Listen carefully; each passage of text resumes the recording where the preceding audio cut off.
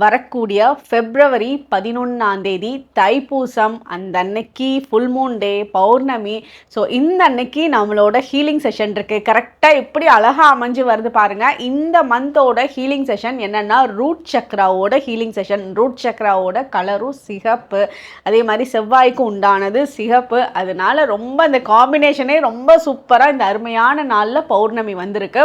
So இந்த பௌர்ணமியில் நம்ம பண்ணக்கூடிய healing session root chakra healing session. Root chakra அப்படின்றது இம்பேலன்ஸ்டாக இருந்ததுன்னா என்னெல்லாம் நடக்கும்னா, பண ரீதியான பிரச்சனைகள் இருக்கிறது, கடன்கள் அதிகம் வச்சுட்டே இருக்கிறது, பண சேர்க்கை வந்து ரொம்ப ப்ராப்ளம் கொடுக்கறது, மெட்டீரியல் திங்ஸை அட்ராக்ட் பண்ணுறதுல டிஃபிகல்ட்டிஸ் இருக்கிறது, ஒரு பய உணர்வு, இன்செக்யூர்டு ஃபீல் எடுக்கிறது, இது எல்லாமே ரூட் சக்ரா.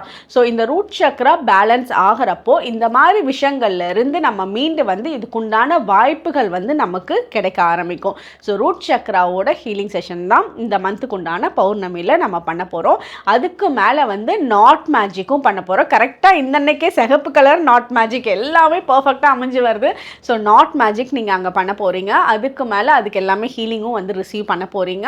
அப்புறம் பண வரவுக்கு உண்டான காயின் ஹீலிங் செஷன் இருக்குது, வாட்டர் பவுல் ஹீலிங் செஷன் இருக்குது, சிங்கிங் பவுல் ஹீலிங் இருக்குது. ஸோ எல்லாமே வந்து உங்களுக்கு அருமையாக இந்த நாளில் இருந்து பௌர்ணமியிலேருந்து இந்த ஹோல் மந்த்துக்கே ஒரு நல்ல ஒரு எனர்ஜி பூஸ்டாக இந்த ஹீலிங் செஷன் உங்களுக்கு அமையும். ஸோ யாரெல்லாம் ஜாயின் பண்ணணும்னு நினைக்கிறீங்களோ ஸ்க்ரீனில் இருக்க இந்த நம்பரை காண்டாக்ட் பண்ணி ஜாயின் பண்ணிக்கோங்க. இல்லை டிஸ்கிரிப்ஷனில் இருக்க லிங்க் த்ரூவாகவும் ஜாயின் பண்ணிக்கலாம். தேங்க்யூ.